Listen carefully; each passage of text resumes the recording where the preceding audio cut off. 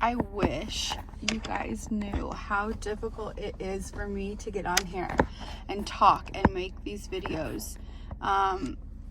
Obviously, I always feel like everything goes back to our childhood, and I talk a lot about my childhood, but growing up, I just never felt seen, heard, safe, understood, loved, any of those things, and it carried on so much into adulthood. And my stepdad was an ex-Marine, and so everything was very yes sir, no sir, black and white, don't speak unless you're spoken to. If we had to talk to him about something, like, you were to get to the point, right? Like, little detail, only details of what's important, and get to the point. And so I often find myself as an adult rehearsing, like, in my head what I'm gonna say, like, before I have a conversation with someone, like the smallest of conversations, and I will rehearse in my head, what do I need to say? How can I get to the point? Is this detail important? Is this funny? Is this cute? Because, you know, that was another thing. I was like, my mom would dress me and my stepsisters up like matching and in these cute clothes, and like, that was your role, like, be cute, be seen but not heard, and things like that. So that all carried on to my adulthood. Like, I have things to say, but are they really important? You know what I mean? Like, and how can I make them more important? How can I make the story better? Or what can I take out that's not needed? Brissy, Mama's here. Also carried into adulthood and kind of got me in a little bit of trouble.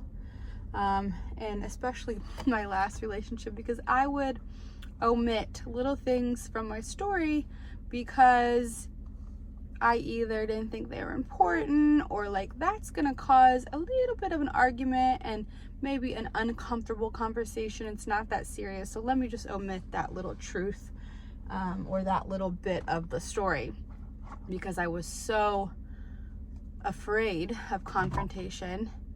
And also I didn't want to hurt anybody. Like, I don't want to hurt anybody's feelings. I don't want to upset anybody. Like, there's my people pleasing aspect, right, from my childhood as well. That's not what he had. So for me to get on here and be completely honest and vulnerable and do these whole diaries, as I'm calling them, is really hard. Also, I mean, obviously, like I just said, it's hard to be vulnerable and talk about how I really feel about things, and be authentic. It's hard for me to be authentic. I'm learning to be authentic.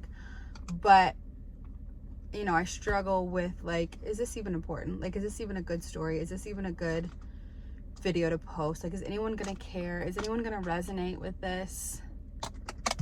But I do think people are resonating, you know?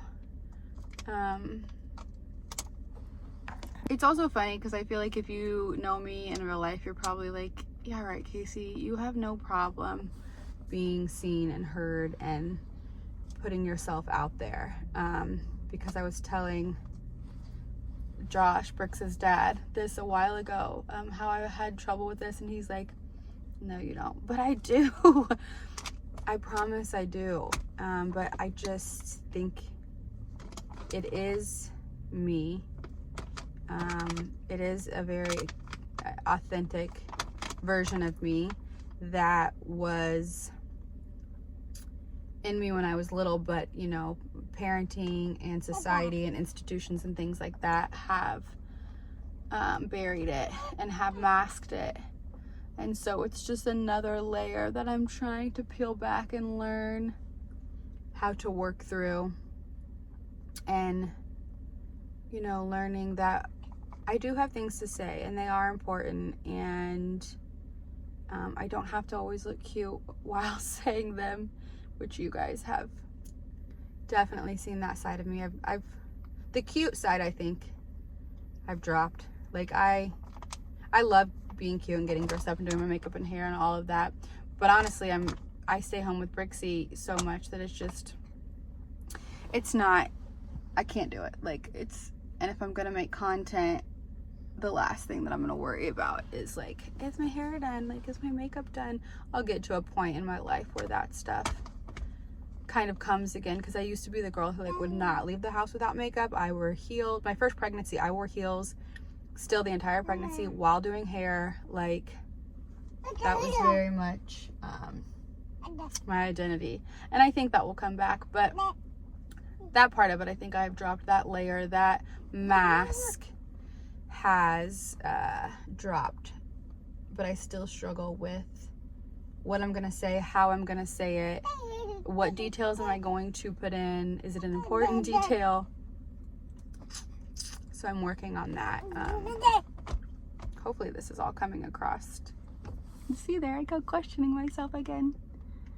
But it is hard for me, and I'm doing my best, and I promise to continue to make this a diary of a middle-aged mom, which I've been told that I'm not middle-aged because I'm not 50, but it's kind of a joke, guys. Like, I'm fucking 39, almost 40. I feel fucking middle-aged, so if I want to say it, I'm middle-aged, and I'll fucking be middle-aged.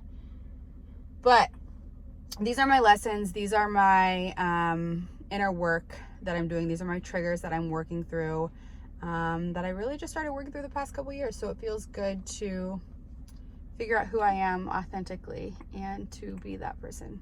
So here come my kids off the bus. So I'm out.